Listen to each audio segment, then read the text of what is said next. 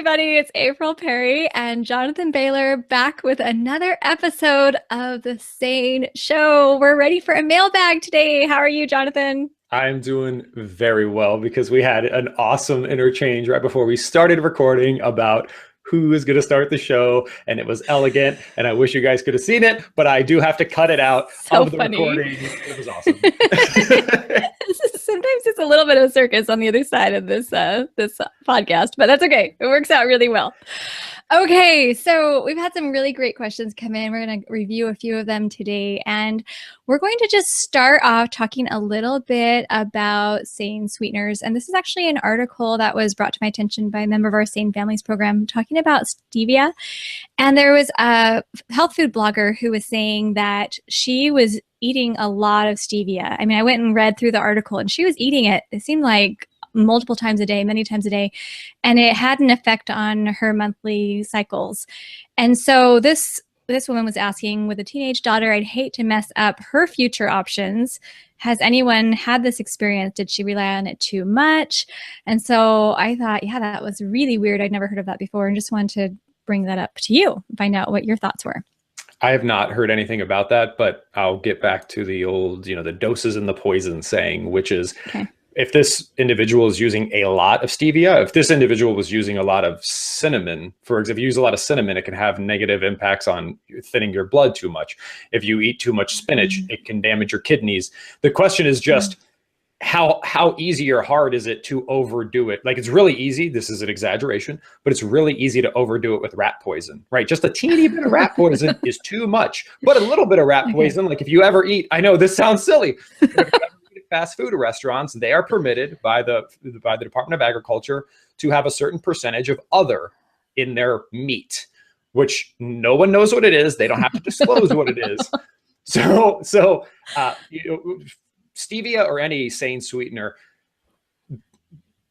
keep in mind that adding sweetness to everything is not a good idea. Even if it's a SANE sweetener, there's many different flavors. There's sweet, salty, bitter, umami, so on and so forth. The idea that everything needs to be sweet is something that's been peddled upon us by, like, don't just drink water, add sweetness to your water. So stevia, definitely better for you than pretty much anything else, but see it as a way to transition out of everything needing to be sweet, because too much of anything is certainly not going to be good for you. There was something that you'd said in one of the instructional booklets about going sane, and you were talking about treating yourself maybe once a week with a SANE dessert or having minimum SANE desserts. I mean, what would be ideal for you? Like, let's say I want to have stevia or xylitol or something like that. How often would you say having a SANE dessert is ideal? It's important to distinguish a SANE dessert from SANE sweets, because technically you could have a SANE dessert which is not at all sweet, because you're so sensitive to the taste of sweet that, for instance, you have, something that I make is we've got the clean whey protein, chia seeds. I used unflavored gelatin, cocoa, cinnamon, vanilla extract, peppermint oil, and there might be something else in there I can't think off the top of my head, but it is I use it as a dessert because it's got that chocolatey taste to it, but it's not sweet at all, and it's a phenomenal source of optimal whole food fats. So that's just where I get my whole food fats. So I eat that twice a day, almost every single day, and I consider it a SANE dessert. But it's not sweet. At the same time, if you're never eaten any SANE desserts, but you sweeten every beverage you drink, that would be troublesome. So, I would say, if you're going out of your way to eat unnaturally sweet things, and, even though stevia is a natural non-caloric sweetener, it doesn't naturally exist mixed with water every time you drink water, right? Okay. So there's no right answer. You're just trying to minimize. You just don't want a chronic, just like you shouldn't add oodles of salt to everything that you eat. Or you don't pour oil over everything you eat. We also don't want to put sweetness in everything that we eat. Okay. I think that sounds great. Now, what you were describing, that was actually one of the next questions, saying, okay, Jonathan's mentioning this dessert that he loves and had written down everything that she'd heard you say, the xylitol, guar, cinnamon, all this stuff. But all of the things that you mentioned are really dry ingredients. So what do you put, like, how much liquid? Are you using water? Are you using coconut milk? Like, how are you making this? Can you give us a little more detail? Because I think people are excited and they want the recipe. They don't know how to do it. Yeah, what I just described is, yeah, I didn't mention water because it would not work. It would just be powder that you would be eating, and it would be horrible. That you would inhale, right? Yes, that's what I do. I do lines of this. No, it's I add water in the blender, and we do, if you sign up for our free smoothie thing on the website, there's an opportunity. There's videos where I talk about this more. But yeah, it's a combination of chia seeds, coconut, shredded coconut, all these fun things in a blender with water, and then some ice, and you blend it up. So okay. Water is the liquid. Okay.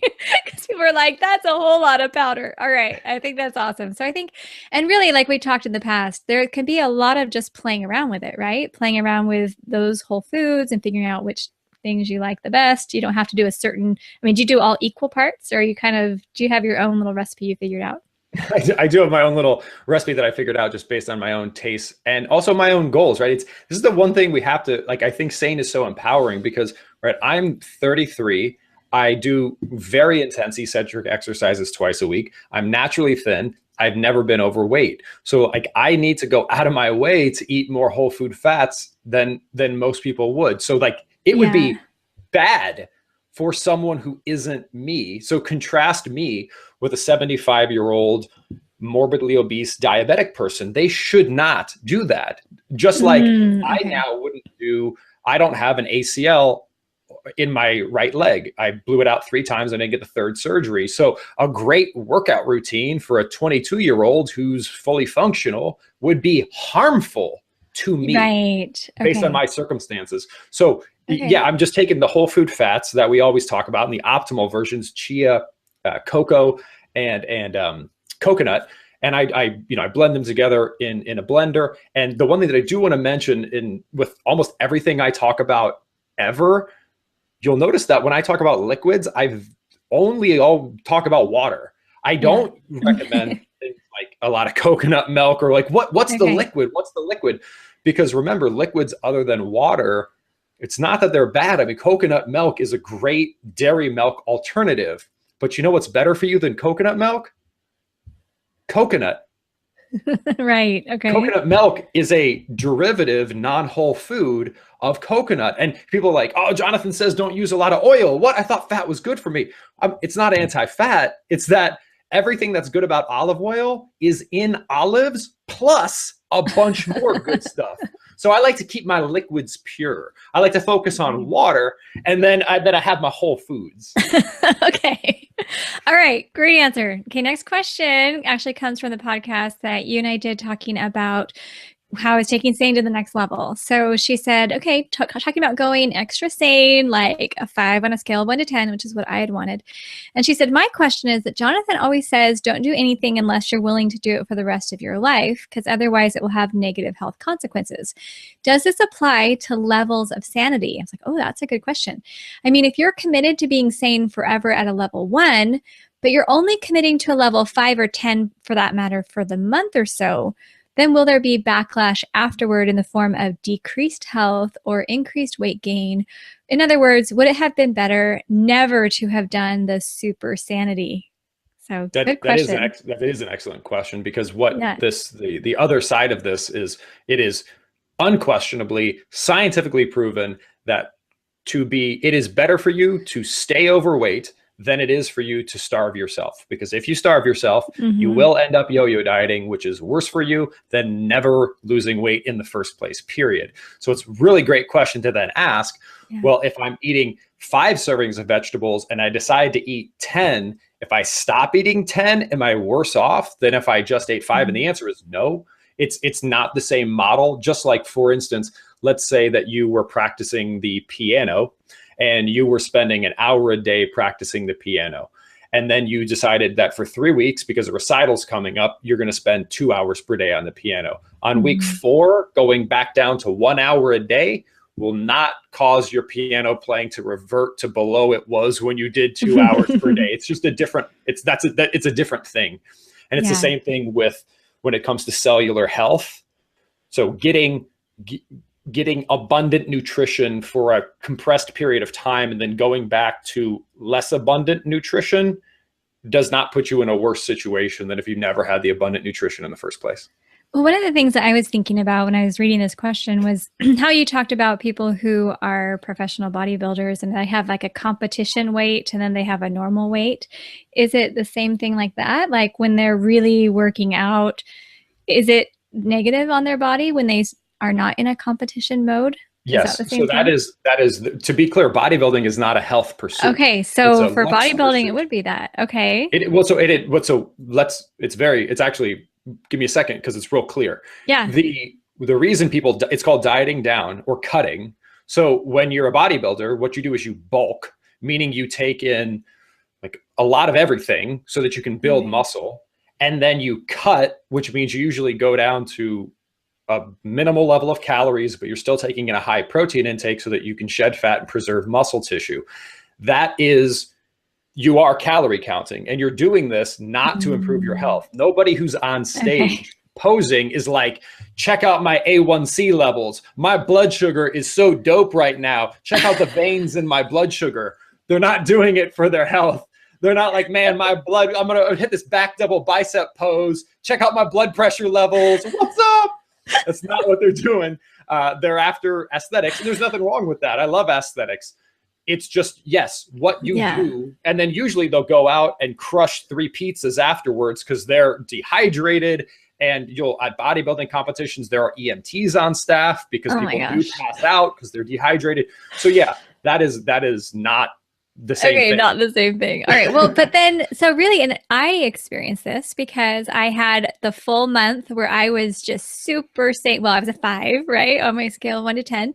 And I was doing exactly what you told me. And I was on it every single day, feeling great. And then I had a month where I was sick and I was injured and I was traveling and all this stuff was going on.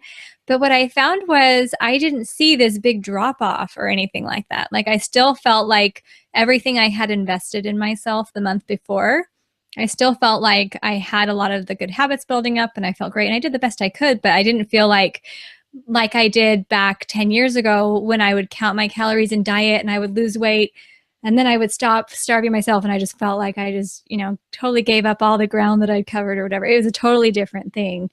So yes. And I don't want to try to make this too metaphysical, and I haven't thought this through all the way, so it may or may not make sense. But calorie counting and starvation is not healthy. It's not good for you ever. That's different than eating an abundance of nutrition. And the point I'm trying to make is, like, let's say you wanted to learn Spanish and you were like, I'm going to learn Spanish really hard for these 2 months. There is no situation in which trying to do something good for a short period of time will leave you worse off than if you just didn't do it at all. Starvation dieting isn't good. I think we've been told to think that it's good. But it's not. And then the reason it hurts you is because we've harmed our body. Our body will then super adapt, and it will super adapt, meaning like, I was starving. I don't want that to happen again. So now I'm going to work to prevent starvation from happening in the future. So I'm going to slow down your metabolism. I'm going to store extra fat, so on and so forth. But doing things like flooding it with nutrition, learning a new language, starting a meditation practice, helping out, and maybe your community service levels are really low right now, and for 2 weeks you decide to do it, and then you decide to stop. The world is still a better place because you did it for 2 weeks. So one thing is a good thing, the other thing is a bad thing. So that's another important distinction. I love that. But I think it's also recognizing if you really want consistent results, then you want to do it consistently. And I think that works with anything. It's just like strengthening a marriage. If I really pour a lot into my marriage for a couple of weeks and make the marriage better, that's awesome. Then if I stop doing that, it's not like that wasn't worth it. But if I really want a strong marriage, I need to do that all the time. I can't just like give it a go for a week or two and then completely, abandon it. It's a great analogy. And also think about vacations too. A vacation by definition is not permanent, but it sure is nice to be able to take a week-long break. And sleep is the same way. You don't stay asleep forever, but the body does need a period of time in which it can recover and recuperate. So some things by nature are intermittent. Yes. But like with sane living, you never take a break from being sane. Just like I would never take a break from not cheating on my wife. I have no desire to do that. So even the concept of cheating, and I use that analogy deliberately because cheating implies you're dissatisfied and you need a break. If you are completely satisfied with something, there's no concept of taking a break. I also don't take a break from using the restroom. Like when I need to use the restroom, I go. I'm not like today, just to mix things up, I'm going to try to hold it in all day. There's no desire for me to do that. Okay. Something I didn't know we were going to talk about today. That's so funny. Okay. Next question says, I want to know if there is a middle ground. I've listened to all the podcasts and the example of a fitness competitor is used often. Someone who is professionally dedicated to their physique and how they are very meticulous about food and spend a great amount of time in the gym. I get it. And I think the contrasting goals have helped me truly decipher and understand my personal fitness priorities. On a scale of 1 to 5, if baseline health was eating sanely, doing sane exercises 2 times a week, was 1, not a low score, more of a time goal priority score. So I get it. That's kind of like where I had been. And then fitness professional was a 5. What would one's routine look like if they were a 2 to 3 on that scale? Meaning I don't have fitness model goals, but I like being strong and I'm willing to devote more time and energy to it in how I eat and exercise. So I'm wondering if this is similar to the conversation that we had where I kind of went to the 5, right? That effort. Anything else you would add on that though? There is a middle ground. I mean, by definition, the thing we've always talked about with SANE is it's a spectrum and that you can choose where you want to be on it. And that is directly related to your results. So the middle of the road would be you go out of your way to avoid things that are unequivocally toxic and bad. So breakfast would not contain toast or pastries. Yeah. I mean, and if you wanted to have a donut like once a month because that's cool, that could probably happen. Chances are you wouldn't want that because when you go sane and you then eat that, it would taste bad to you. But in this middle of the road, you would do everything you can to avoid things that are very bad. And then you would eat things that are conventionally thought of as healthy. Like maybe you have some whole grains occasionally. Maybe you have some sweet potatoes. You probably eat conventional meat rather than grass-fed meat. You eat seafood sometimes, but you would try to go out of your way to do some of the things that are good. You just wouldn't do them good all the time. So you would focus on drinking green smoothies when you can, or eating salads or whatever you can for green vegetables. Would you worry about it when you were on vacation? Probably not. Would you try to drink 2 green smoothies per day? You would try, but it's not your number one priority. Okay, I think that's awesome. Okay, last question says, how does eccentric exercise work into the idea of muscle confusion? How do we mix it up and how important is muscle confusion? Muscle confusion is a marketing term invented by the company Beachbody to sell the P90X program. It's not a real thing. So that's really important. Are you serious? Yes. There's no such thing as muscle confusion in a physiology textbook. It does not exist. What it is a marketing term for something which is your muscles adapt. So you do need, for example, if you do 10 push-ups every day, you're not going to progress. Just like if you do your multiplication tables over and over and over again, your math skills will not get better and better and better. But the idea of that, like your muscles have a little brain and they're like, ooh, this is going to change. Your muscles either contract or they don't, period. And what you do need is progressive resistance, meaning like if you're a runner, you either need to run the longer distance or you need to run the same distance faster, or you will regress because there's no steady state. You're either getting better or worse with biology. You can't just stay constant. So when it comes to muscle confusion, what the actual term is usually called progressive resistance, which means you want to continuously increase the stimulus if you want to continuously increase the results. So in fact, things like doing different exercises every time you go to the gym can be counterproductive because it's very difficult to ensure that you're continuously progressing if you change what you do every time. Versus if you said, hey, I'm going to do leg press, and the way I'm going to confuse my muscles, which really means the way I'm going to trigger my muscles to progress, is every workout, I'm going to add 1 pound.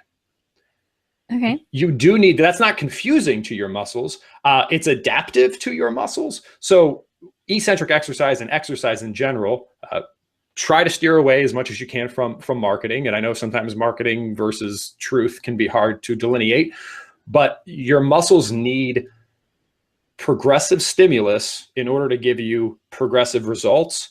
Changing exercise doesn't change the amount of stimulus. It just changes the exercise. So in fact, if you really want your muscles to progress, you need to focus on increasing resistance, not just randomly changing things or confusing your muscles.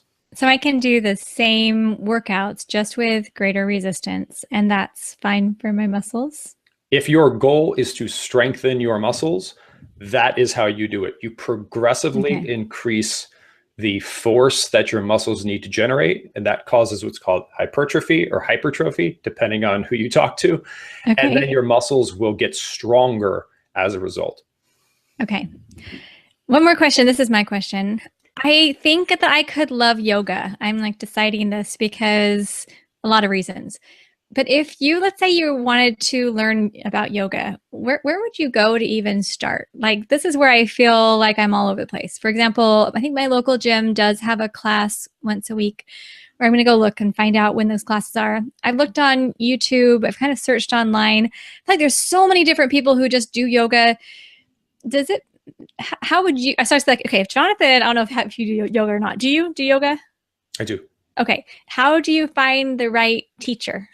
Like, Jonathan's my nutrition teacher. Who's my yoga teacher? With yoga, it's the reason nutrition is so nuanced is it's really easy to do it wrong. It's kind of hard to do. So stretching and you can do yoga in less effective ways, more effective ways. I don't actually even know how to quantify that, because if the goal of like, what is the goal of yoga?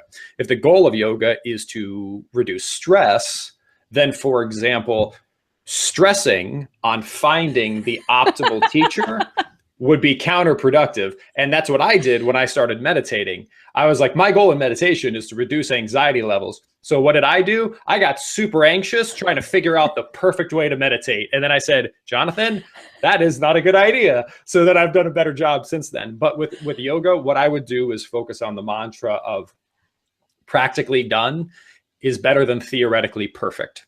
Okay. So if you have a gym that you're already a member to and they offer a yoga class, do that.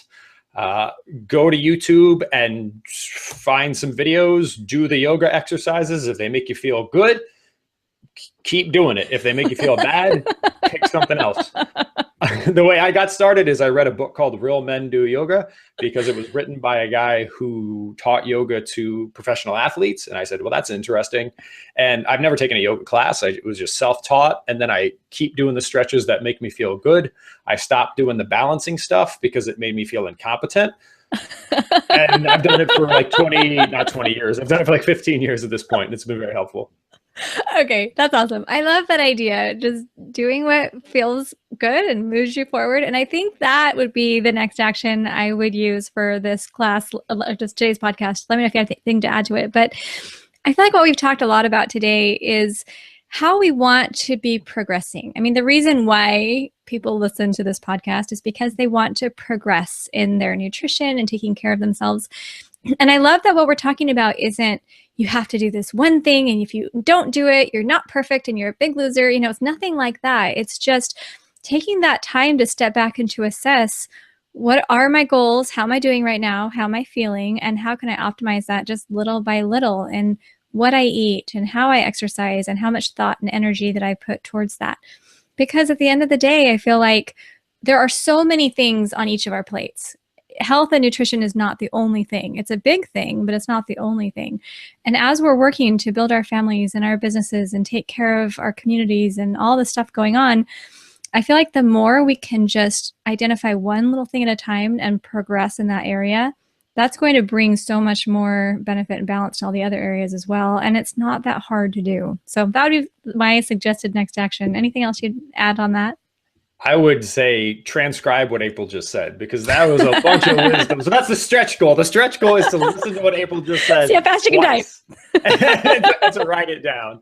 But yeah, April, I think that's 100% spot on. I couldn't have put it any better myself. So on that note, let us tell our wonderful viewers and listeners, thank you again for joining us. And please remember that today and every day after, stay sane.